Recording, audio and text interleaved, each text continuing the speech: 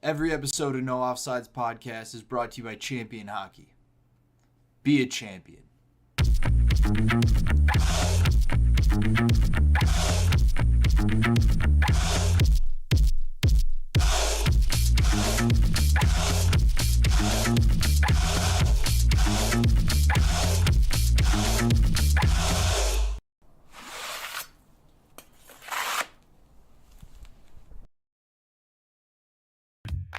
No offside.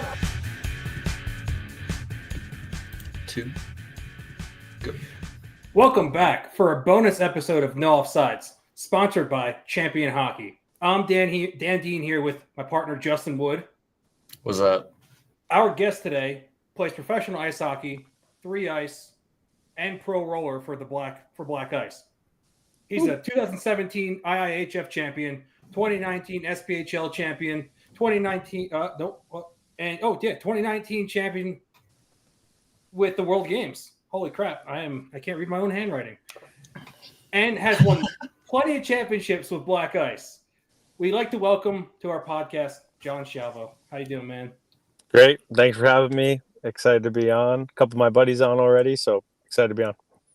Heck yeah, man. Great to have you. Yeah, it looks like you're sporting a new look today. Sporting a new look. Definitely didn't want to brag about this one, but finally a hockey player. Got the missing tooth on, so get it fixed on Friday. Lost it at the end of the ice hockey season, and then just eating a little sandwich at dinner with my girl, and falls out. So got to go get it repaired. I think it looks good. Yeah. You should go with the Ovi pop out one. Yeah, I asked if I could do a replaceable, but they said it's going to be a permanent again. Hopefully this one stays in. I've been there many times.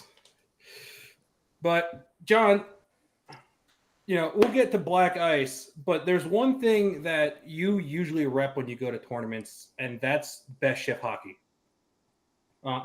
Tell us, what is best shift hockey, how it all started. Yeah, totally. So my Kelly and I, when we were probably right before the pandemic, starting to really get into best shift, it was called Goodwood Hockey at the time. It was only merchandise. At the same time, I was doing camps. So with private lessons, camps, all that, we just decided to make it all one name. Best Shift Hockey is our apparel line. 85% of our business is online. 15% is like showing up to Wish Cup, doing a booth, having our storefront here in Minnesota that's at our training facility.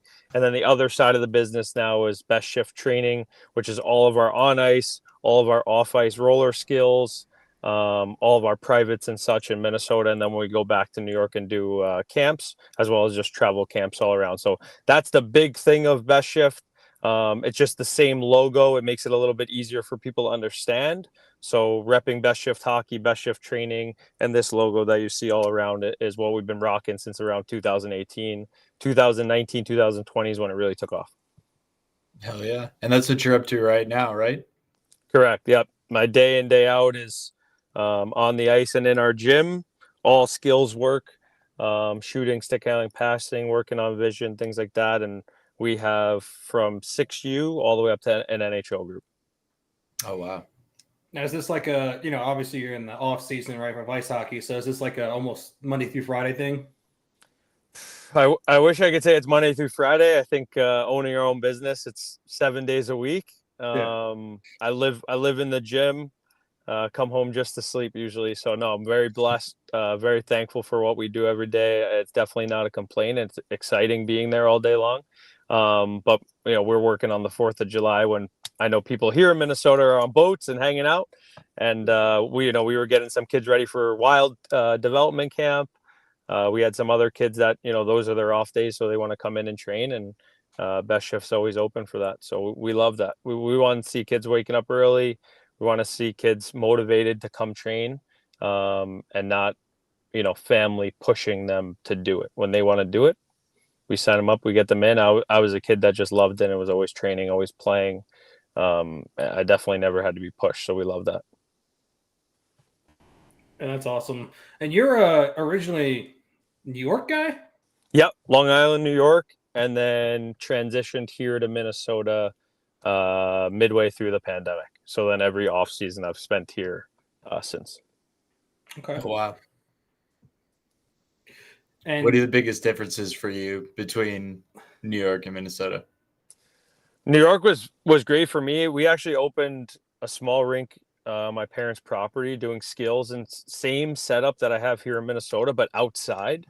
So we were really just getting into that prior to the pandemic shutting it all down. The biggest differences for me is like there's not a lot of roller. We've been really growing it. There's 2 places to play roller. Where in New York I was skating, whether that was at Rapid Fire or Skate Safe America, like a couple times a week. So moving here, that was the biggest difference, but it is honestly the hockey mecca. Like there is an ice hockey rink on every corner. High school hockey is so big here. So like you just see people like they can't bounce around. Like they're playing with their organization, which is their high school, all the way up, which is pretty sweet.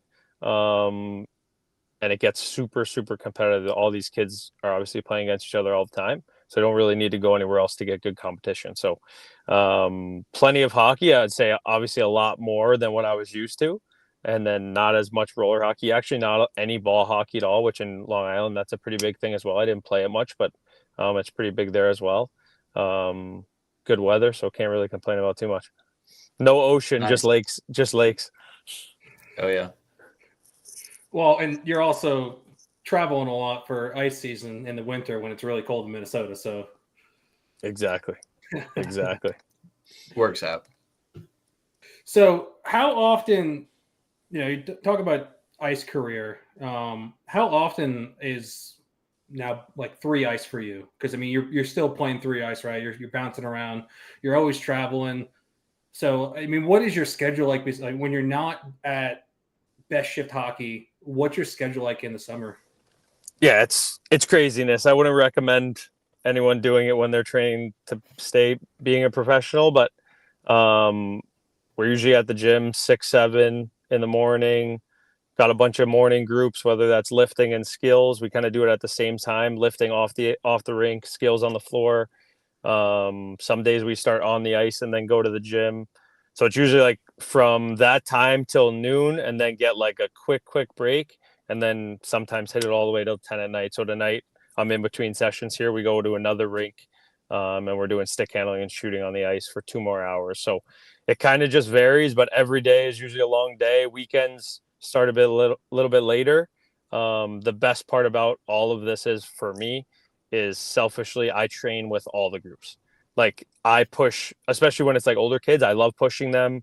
Like the biggest thing that's we have like a tally for the game of pig. I made our own shooting tarp.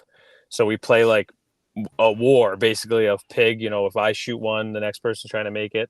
And it's great. We try to keep it so competitive based, but a good family atmosphere where there's not like there's chirping, but it's not, nothing harsh. There's never it's healthy. Yeah. It's exciting to come in the next day.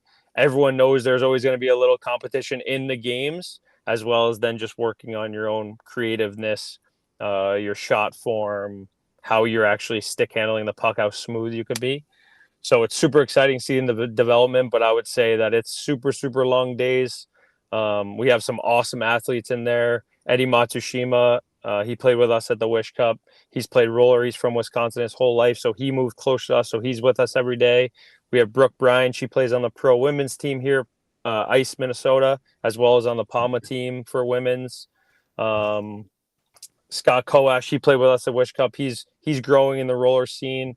But our depth there every day of being with guys that play high school, D3, D1, pro, just building that atmosphere of competitiveness as well as wanting to push each other is absolutely awesome. Yeah, and it's like you can put in the work by yourself, but you know that the competitiveness is what kind of pushes you over the top. You need the competitiveness to push yourself to, gauge your talent. And so it's great that you have this atmosphere that it's going to, be competitive and you allow them to kind of do some friendly chirps and, because someone messes up, you get to chirp them a little bit and then, they're like, oh, okay. It's all fun and it's all part of kind of the growth of hockey and, kind of that family sense that the hockey community and roller community in general has. Totally. So that's awesome to hear. Now, you've mentioned Wish Cup, right? You've mentioned having a booth at Wish Cup. You've mentioned, all these guys that have played with you. I mean, for people who haven't participated in it, why Wish Cup? It's just such an incredible event. It's sometimes very hard to put into words. I got a lot of Minnesota players to come to their first quote unquote big tournament like that. And right away they were like, that was what you were trying to explain. So how I try to explain it is like a tournament that's more than just hockey, because it's for an incredible cause, the Make-A-Wish Foundation. If you know the background of Colby, Mandy, and Asher and how they got to this point, me being a close family friend to them, spending holidays with them, how big their hearts are for raising that money for such a good cause because of something they went through. And on top of it, now it's becoming an elite tournament. And I'm not shocked. It was to build this way. Like, we were at the first one where there was a handful of teams, and we've been, there by their side, seeing the progress, seeing the growth. And like, the best thing that could have happened and the most frustrating thing that could have happened to me was losing in the pro division this year, defending the title. I'm like, I want to defend it. Roadrunners comes in with an awesome team, kind of like mixed bag of different guys that they don't normally play together. I bring a mixed bag of guys every single tournament that I want to get to know and never maybe get to play with. Some guys that don't get to play pro in maybe the biggest tournaments and be on a competitive team. And Roadrunners take it, and now it opens eyes like, wow, they made some good coin, and they played in Nashville, and we played through some weather that he kept the rink going all day outside. Then you add another aspect that I think is awesome, is like those interactive booths.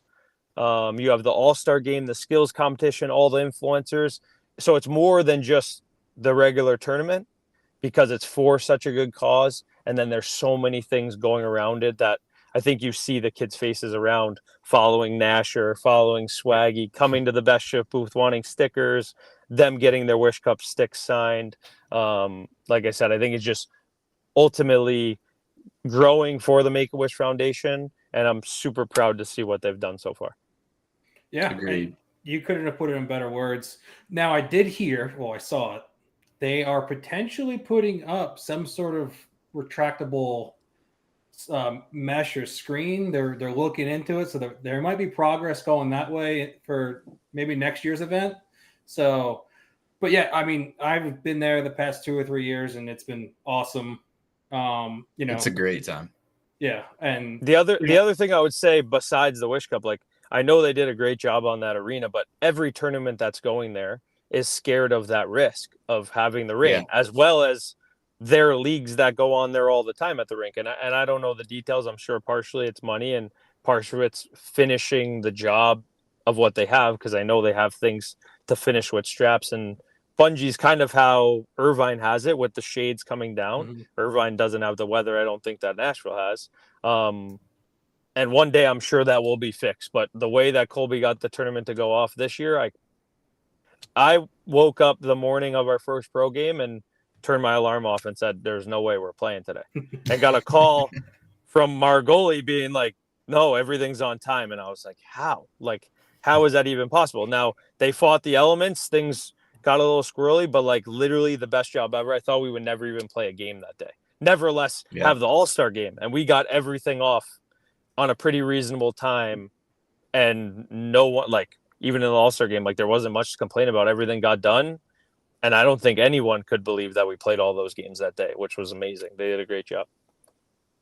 And you got to think about the most iconic event that happened there was being called a has-been. Yeah, that did happen. Super sad that happened, but it is what it is. What? Yeah. We're not going to put any names out there, but someone was very unhappy at the rink, and Schiavo was trying to sell a hoodie and got called a has-been. Are they not paying attention to roller hockey? Yeah, it's all right. It's all right. That happens. Hey, you know what? Can't control what people say. Just control what you do after that. So that is what it is. I'm sure it's not the last time someone's going to try to chirp me, but yeah, it came out of left field for sure. That's all right. All I know is they must not have been watching tours. No, me and Dan were pretty impressed by your little backhand. I don't even know what to call it. Little backhand Michigan. Backhand toe drag. Like Yeah. what even you're on a breakaway. I mean, why? Like I don't know. I don't even know what I want to add, but like, what made you go? What goes through your doing? Yeah, exactly. To be honest, just the confidence in all those moves for me. You see people chirping all the time. Like, oh, are you using sticky stuff or using wax or using? I'm like, no, I do this stuff in my gym every day. Like kids want to see it in our gym, right? And not only am I training my shot, I'm training those moves for the Wish Cup All-Star game. If Torres had a skills, if Narch had a skills, like I do that because I love it. And that's on my spare time. That's after I'm done training. The funny part is of that situation, I remember Jay Merrill perfectly saying it when I come to the bench, but like we're in a tie game. It doesn't, biggest tournament of the year or rec league. Like things are just going through my head processing full speed. And if I see something, I'm going to take it. Like I literally just missed kind of like a small breakaway before that shooting. Yeah. So I was like going on the back check and saw that I had that quick break and I took off behind my guy. I got the puck. It doesn't even, not much process. It's just like, yeah, I could do this. Like I'm going to score.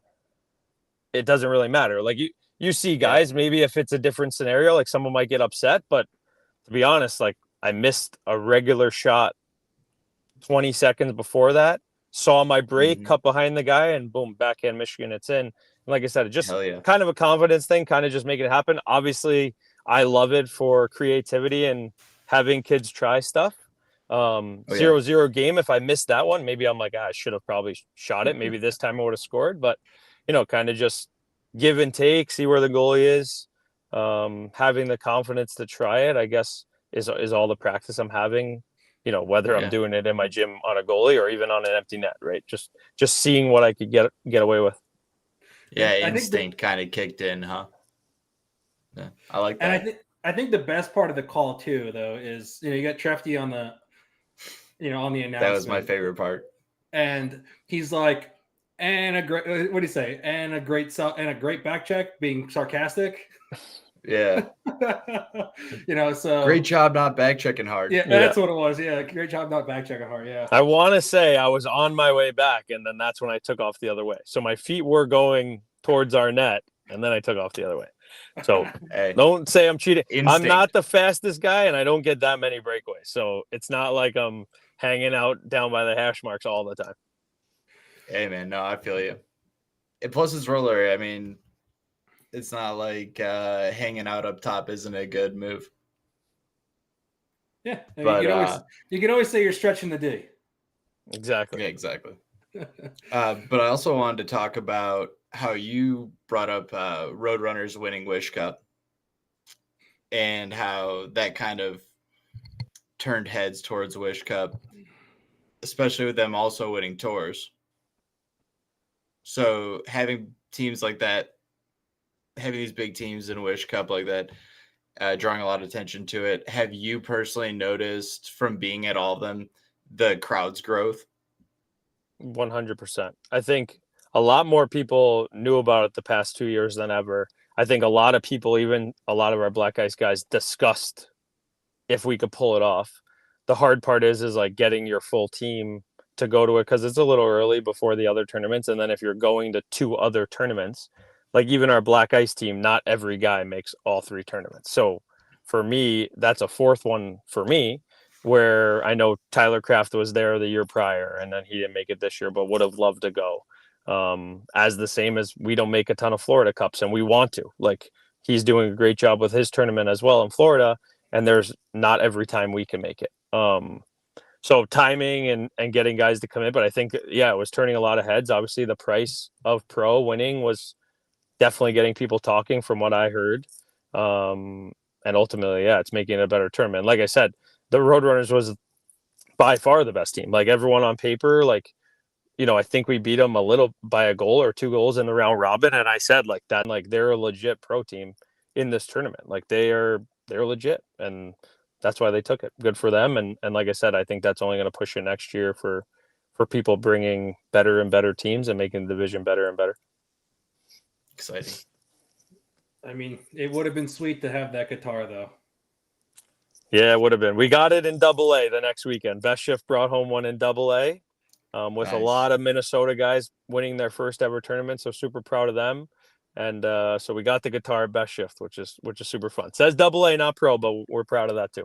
Hey, championship win's a championship win, and it's not many times you get a guitar as a trophy. Yeah, that was awesome. That was super awesome. My stepson could play the guitar, so the first day we got it home, he was rocking on it. It was awesome. Yeah.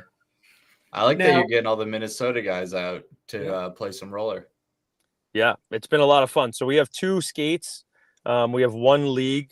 I think you guys met Justice Foss. He runs our only league in Minnesota. It's at 2 different rinks. We only have concrete floors here right now. We're working on the tile. They have 3 divisions, which is awesome. He's been doing a great job pumping it up. We actually have a big game tomorrow, a little mid-season final, and then the rest of the season finishes. And then we have 1 other adult skate with our youth program in Minnesota, and that's in White Bear Lake with Joe Dustin. We have youth, like a tournament style, couple games for everybody. And then we do an adult skate just once a week. So it's more of like smaller group. That's a little bit on the opposite side of town of us, probably 40 minutes away from the league. So a lot of guys that don't make it, don't want to drive that far, as well as a bunch of NHL guys, AHL guys that come out and skate, throw on the wheels. It's kind of fun. So we do that like once a week. And then Justice Foss's league is 3 days a week with 3 divisions. So we're doing a great job at growing it. Those 2 gentlemen are doing a fantastic job of pushing it. And like I said, Ty will be here before we know it. I know we have some things Best Shift looking to do in the next 2 years. Pretty cool plans that just got to get moving. And I think you'll see some more teams coming out of here really soon. That's Hell awesome. yeah. You know, because it's always about growing a sport. So, I mean, what you do for the sport is, you know, we appreciate it. And it's one of the reasons why we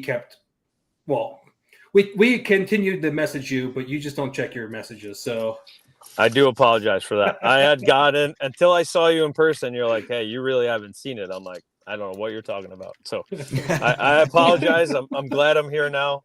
But yeah, I probably could have been on a little bit earlier if I checked, though. It's all good, man. You're here. That's what we care about. Now, you travel a lot, right? And it seems like wherever you go to play hockey, you always find extra time to either shoot some content or find these cool rinks, whether they're outdoor, indoor, and you have fun with it.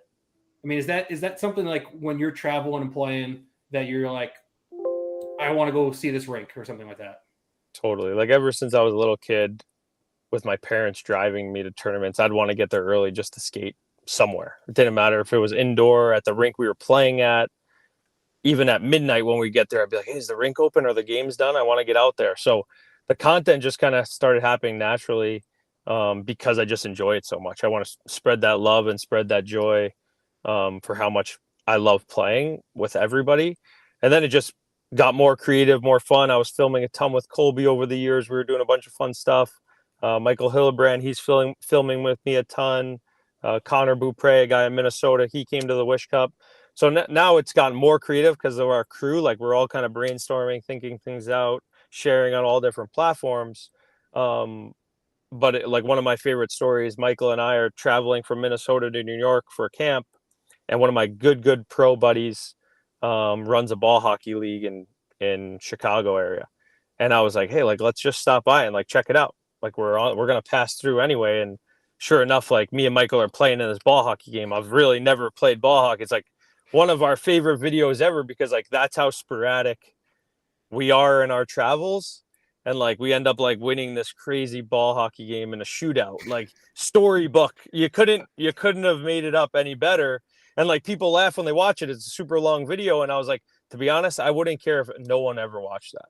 But like that memory that I made traveling home just to go do a camp, like we stopped, we saw an old teammate of mine. He's like, hey, let's play. I'm like, oh, let's film the whole thing. And boom, like crazy outcome, like how it all happened. We never really played ball hockey. Like shoot a ball in my driveway, but like these guys are legit that play ball hockey. Even in, Oh, yeah. I think that was like BC division, right? Like they take it serious because that's their roller hockey. So I get it. Like that's their passion. And just to share the passion of hockey, put it out there for everyone to see.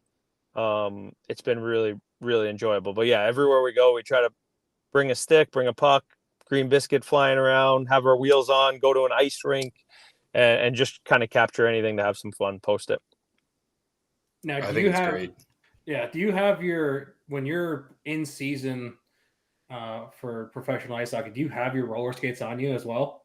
Always, 100%. Yeah, I've never played a pro ice hockey season without playing roller hockey or even skating roller hockey. I would say the hardest thing for me, I don't think I've ever like told anyone this, but when I'm playing in the professional ice hockey season, you go down to like 1 hour practice, 30-minute workout, and like you're done for the day, especially if you have a game the next day, right? You might do video at the rink, a lighter on ice session. Like I go crazy because I'm literally today trained people for 7 hours out of my day, and I still got 2 more to go. So the amount of touches and shots and like things I'm doing all day long with a stick in my hand, I go to the season and I'm like, oh my gosh, like I feel like I'm on vacation, right? Yeah. But I try to stay on after, and sometimes like they're like, go home, like you got to get off the ice, you got right, because it makes sense. They're they want to preserve you. They're paying you to perform the next night, like whatever. But even in Kansas City, I was very blessed to play there in my ECHL career. Had great bonds there, loved the Kansas City Mavericks organization, but I helped like a roller rink grow ton. Jake Ola owns the Olarama. I'd go there once a week and skate. Like if we had an off day, I'm going. If we had, a no game on one of the days and it was 2 days until a game, I'm playing their men's skate. Like, and that's just because I love it. There's literally no other reason. It makes me feel good. It gives me confidence. In Kansas City, they had some outdoor rinks. I'd go to them once a week, like just to be in the sun, skating around, shooting pucks, stick handling. Like I said, it was like the opposite of what I'm used to because all day at best shift, I have a stick in my hand. I'm stick handling, messing around, playing pig with a group. Then I'm on the ice. So it's like you could literally go from so many touches, so many shots, so many things to like completely slowing down. So even coaching during the season, something I've done over the years. But definitely could be frowned upon because that's your full-time thing. That's what they want you to focus on it, and I totally get that and respect that. Heck yeah. When you're talking about doing all the training and everything through best shift, it kind of making me jealous. That's Totally. awesome, man, to be able to be on the rink that much. Totally. No, super blessed. And like I said, it's just building the culture that we have is what makes it better than ever. Like when I go in every single day and open the doors, turn on the lights, even some days if I'm on the ice first and I go there and the gym is buzzing, like there's no better feeling. It's so awesome. It's so cool. And the cool part is we actually have a lot of outer towners coming now to train and such.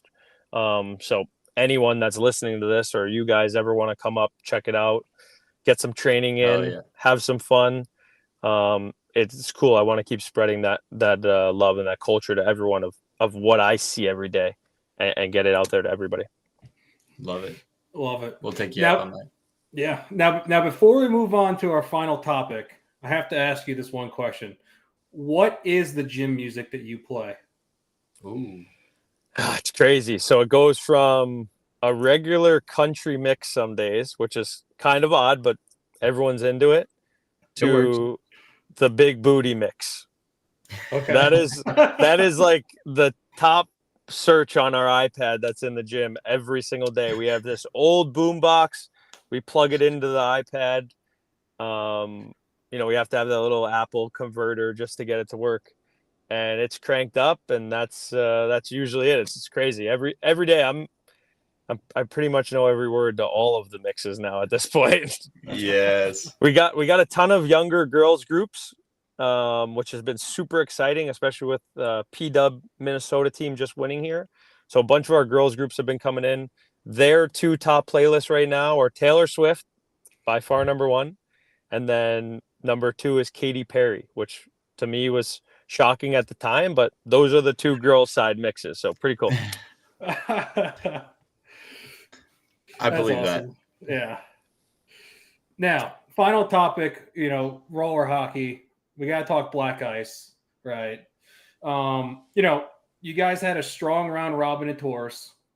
Then you ran into a car shield team that seemed like they were finding their footing in round robin and had some very close games with just about every single team they played.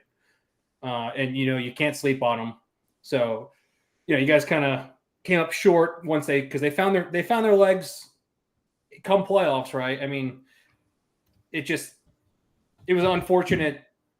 You probably don't ever want to play car shield first round. No, I mean, you have to get through Roadrunners or Car Shield or whoever in that first round. So I love that you say that, but you're going to run into the best team at some point. And I think we cruise so good through the round robin and we're all vibing.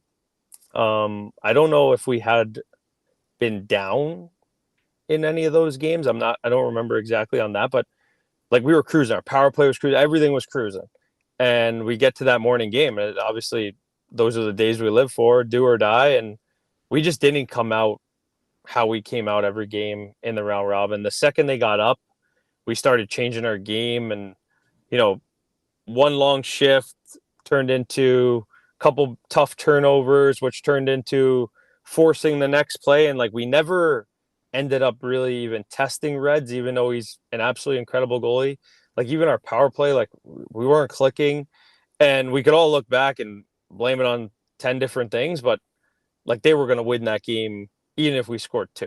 Like that's just how the game was going. And I believe in that. Like when you feel it after the game and you're like, they had us today. Like that was what it was. I would say most days we definitely bring better. There's not many games where we don't even score. Like that was the other icing on the cake. It's like, well, Chinny, man, you played great all tournament. Like, what are you going to do? Like if you kept it at 1-0, we didn't have a goal. And I think Car Shield has been building to that. They're a good team. We've been playing them for so long. So many great players on the team. Games get feisty, get physical. I mean, we're all heavy player. We want to play in that championship game. We want to play in that final. So I think we battled them, just not how we normally battle them. And hopefully that gives us the spark for the next 2 tournaments. And we want to be in the final and lose, which is just as bad, but especially in Tours where I thought we could have done a lot better going into the finals at least, and then, rolling the dice. Like I said, I think this will give us the spark for the next tournaments, but nothing specific. Didn't have a goal in the game, which is never going to help anyone. But I think everyone played so good in the round robin, which builds my confidence for the next tournament. It makes me really excited. I mean, I know we're always in the hunt, and we got some dogs on our team that are always ready to go. So we'll be back. We'll be back better at Narch. That's all. Yeah, I mean, you have Narch coming up. Was it 2 weekends, right? Yeah. And so you have, which actually looks like a pretty solid 15-team pro division, right? You got France in there. You got OC Blades. You can't sleep on many of those teams. And so, also you got to look at it too. I think I could be wrong, but looking at that many teams and looking at how many teams make playoffs, it's probably going to come down to, and I kind of want your opinion on this, your goal differential, or I can't remember if Narch changes it up and goes for goals against, right? So you might have to play a more defensive game than you would at like Tours or State Wars because there's so many teams, and that cutoff I feel like is going to come down to a tiebreaker because there's going to be so many teams that you can't load up, the newer teams with all the top teams because then other teams kind of get easier schedules. So 100%. Yeah, and that's kind of the only way to manage it. I know they're trying to do the best that they can on that scheduling, and for sure it's going to come down to that, which has happened the past couple of years at Arch, which makes it super, super exciting. I think we come out and have game by game great round robin and just focus on the next one. We know we need to have a better run in the playoffs. So even if we played a great round robin or an okay round robin, we know that when it counts is when we really need to to show up and do it. So I haven't seen the teams we play yet. I know the schedule is out, but those four round robins are huge to build for that playoff and to know that this is going to be a longer run than tours. Yeah, and the one thing you got to go in, which I'm sure Black Ice goes in every day, is you win and you're into the playoffs, right? So that's all that matters. Correct. And I would also say, which some other teams would probably agree to, when we play some teams, we get their best.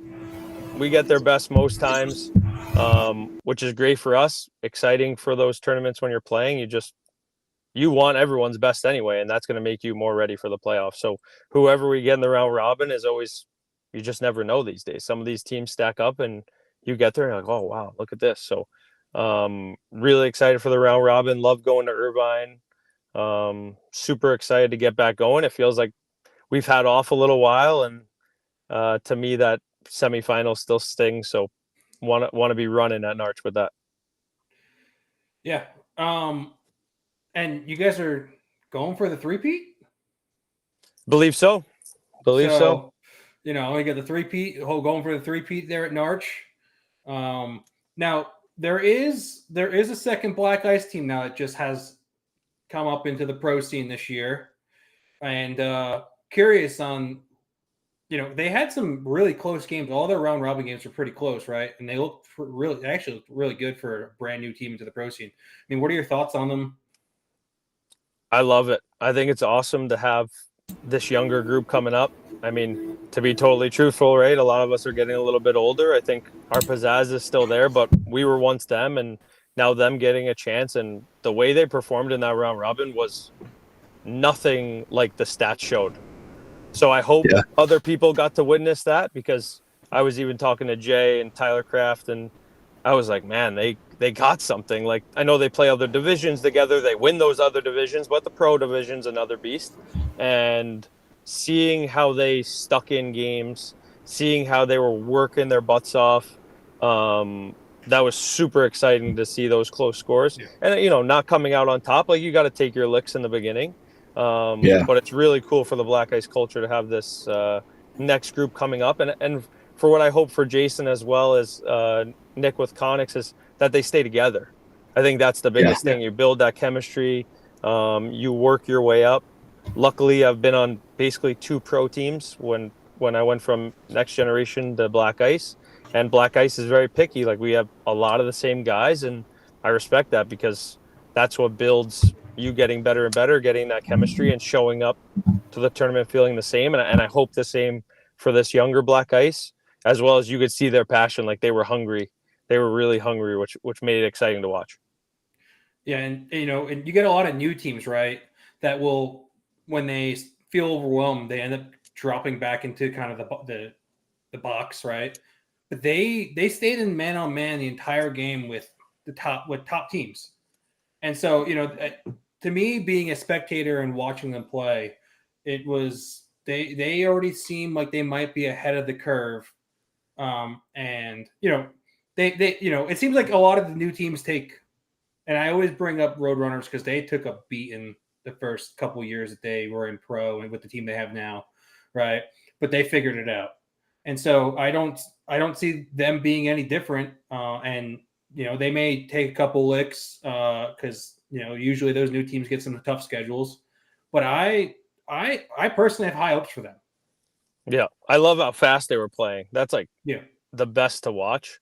I think it's great for the game. The sitting back, like, I know what makes you win, or like hanging out behind the net. That wins championships for sure. Like, don't get me wrong. But what people want to see is the high pace. So, like, them playing so tight man on man most of those games, that's where they got some of their chances. I know they missed a lot of shots, like, that could have helped them in some of those games. But it was just exciting to see their pressure, exciting to see them push the pace and not sit back. Like you said, they didn't sit back at all, which was super, super impressive to watch, especially in a new environment in pro. Yeah. Do you end up getting to play games against them, like Black Ice 1 versus Black Ice 2? At any of the tournaments, I don't believe so. Like I said, I didn't see this Narch schedule yet. I know it's out. But I know a lot of the guys at home on Long Island, if I was there, I'm sure we'd all be playing against each other, guys that are local. But at the tournaments, I don't know if we'll run into each other. Yeah, I meant just kind of like outside of the tournaments, if those guys that are out there, if they're all playing against each other, just to kind of keep everyone Yeah, a little tuned up. practice. Yeah, I think them road runners, our regular Black Ice team, a lot of the guys that are on Long Island, especially Rapid Fire Arena being like the homestead there, whether that's playing their Pi-Ha season.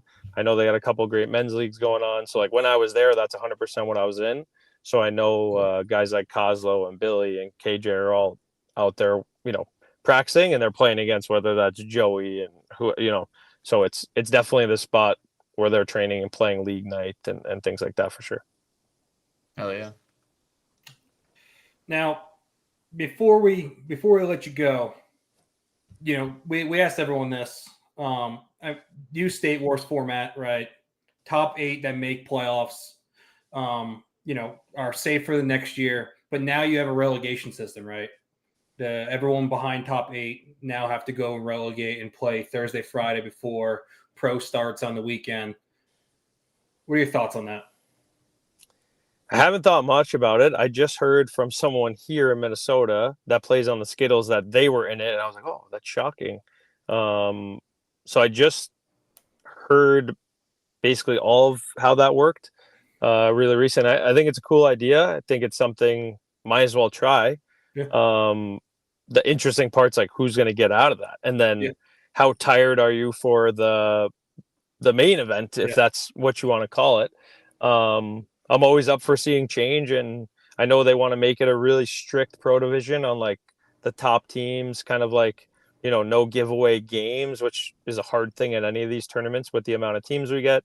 And some of the teams you run into are super, super tough. So I'm interested to see how it works.